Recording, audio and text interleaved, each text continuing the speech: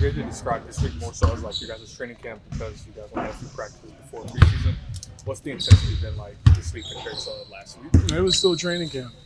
All of it's still training camp. I don't see the differences between the practices. It's still training camp from the get-go. 3 practices, 2 practices. I felt like all of it was training camp practices. After the first 2 games and these training camp practices, how much more comfortable are you becoming with the offense and what you guys are trying to accomplish? How comfortable am I getting? Yes. Real comfortable to where I'm starting to know their plays, what their schemes are, and in general, Lakers spacing and Lakers basketball. So that's becoming quite easy to just to read the floor and to know what JJ wants and what he wants us to be known as, especially in our rhythm, going into our rhythm offense and transition offense. So yeah, everything's the terminology and everything is really starting to be easy where I can control each end. You spoke to us in Palm Desert about your dedication and commitment to the defensive end for this team. And JJ, that overall as a group, you'd like to see better transition defense. What are the kind of the keys for all of you guys to be as best you can in transition defense? I'm just getting out the comfort zone, communicating to one another. There's a lot of new faces out there, so just getting used to my voice, and, to other voices, me getting used to their voice. I think that's the only miscommunication we all have as a group is just more talking and just helping each other out. Other than that, I think my guys are pretty much in shape, moving, playing hard. Playing hard to where, I won't say guys get hurt, but yeah, you better do some recovery after practice. What do you feel like you can get out of the most when Luka and LeBron aren't out there, but you are, and you're working with other guys who might have the ball in their hands or who are trying to install and implement this offense? What am I getting out of it? I mean, it's good for them to see a big like me in the pick and roll with them, know what it's like, get the feel of it of how the defense, how they guard me, and the corners that would be open up on my rolls and things like that, and just hearing the terminology of my voice on the defensive end. I'm a quick big in the pick and roll where I can be up to the touch and still be in the drop to protect the rim. Just having them have a feel of that, just us going extremely hard. We might not have our superstars out there, but we get a chance to really go at each other and just be ready for when those guys do come. Everything's easier for them. What's that like working with Luka and with LeBron, even though they haven't been on the practice court? I haven't, so something I'll just be waiting on. Just gotta prepare, and yeah, JJ and the coaching staff probably have something where they can put stuff together for all of us to really build chemistry. You mentioned that pressure was a privilege early on in this time period of adjusting. What's been kind of the biggest adjustment that you kind of realized, playing for this organization as opposed to others, and just specifically your role in just to LA? I ain't played yet, so I don't know. I don't even know how to answer that. On or off the court, I guess, even just developing chemistry with some of these guys and establishing that so that when you guys are on the court, that it's cohesive and you guys are all kind of on the court. That was a lot.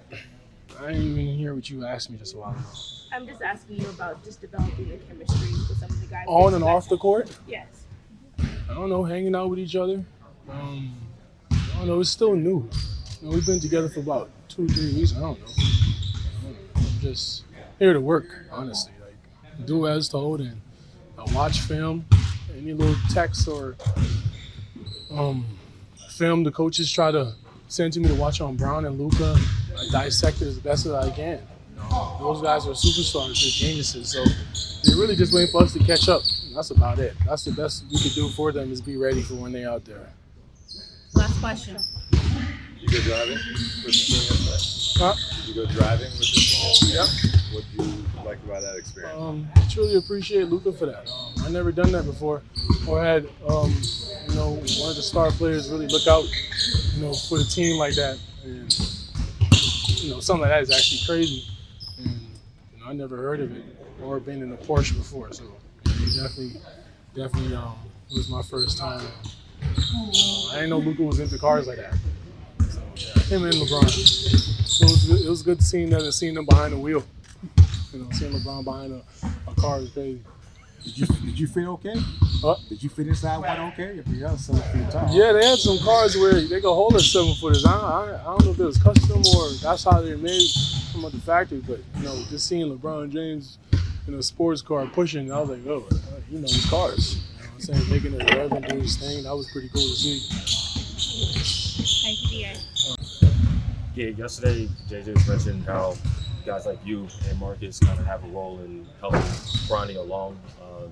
What have you been able to do in that role? Like, and what have you seen as far as progress from him between now and a year ago? Yeah, I mean, I think I've seen progress in almost every area of his game. I think he just looks more mature. He looks more seasoned, more comfortable, confident. But, you know, we're still continuing to work. You know, there's a lot of my game I'm still continuing to work on it. You know, and he's still continuing to get better. And a lot of it's now being at that one position. It's a different role, I think, at this level, I think. But he's grown a lot. He's getting better each day. Continue to work.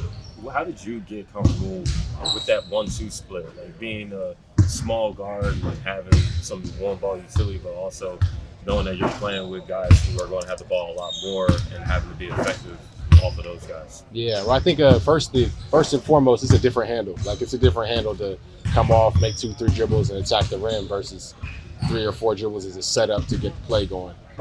So there's a little bit of that when you're dealing with pressure that you have to deal with. Off the ball, you still have to be ready to shoot. I mean, it's hard to be a smaller guard in today's game if you can't make an open shot. So you got to be able to shoot the ball, play off the ball a little bit, and be eager to catch and go and attack. You know, a lot of things that I spent my offseason working on are just the way that the game's graduating from, you know, the 1-2 position.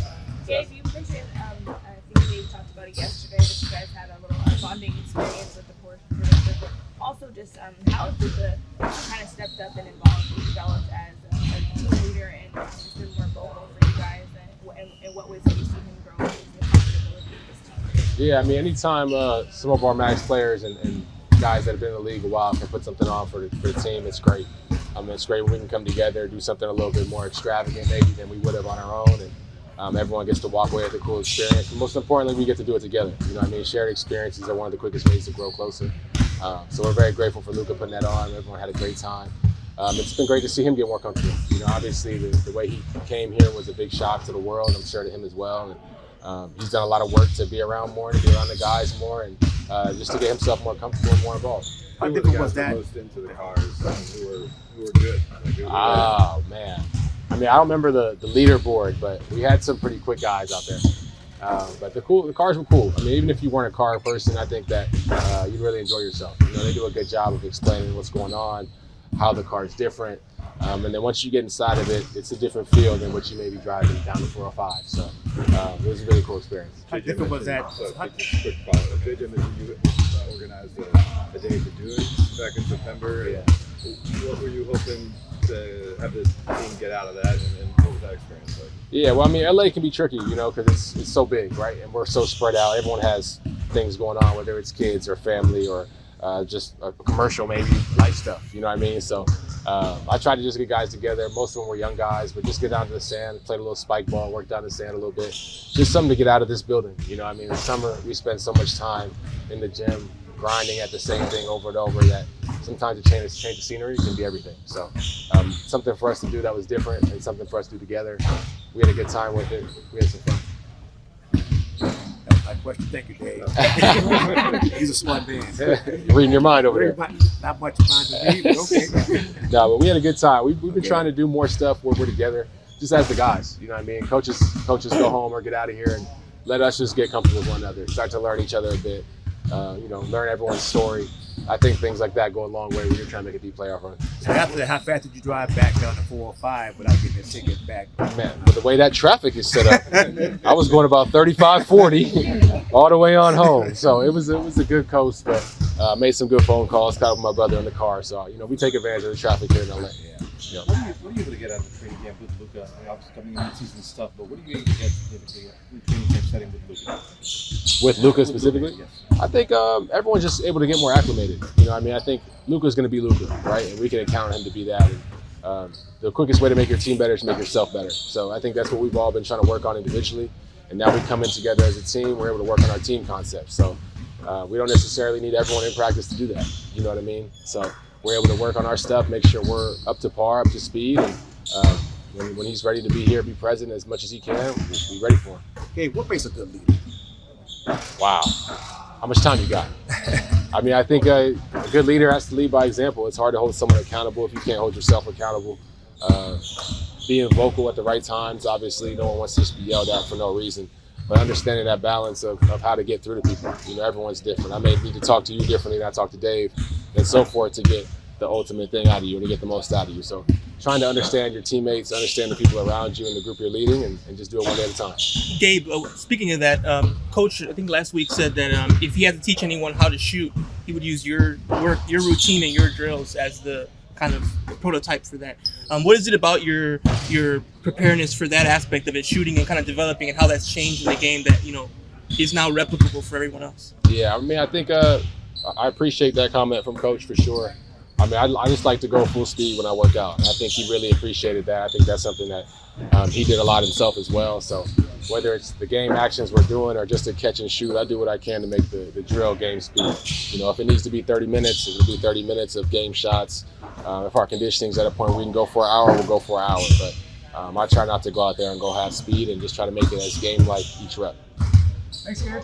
Thank you, guys. Appreciate it. You have an indescribable feeling today?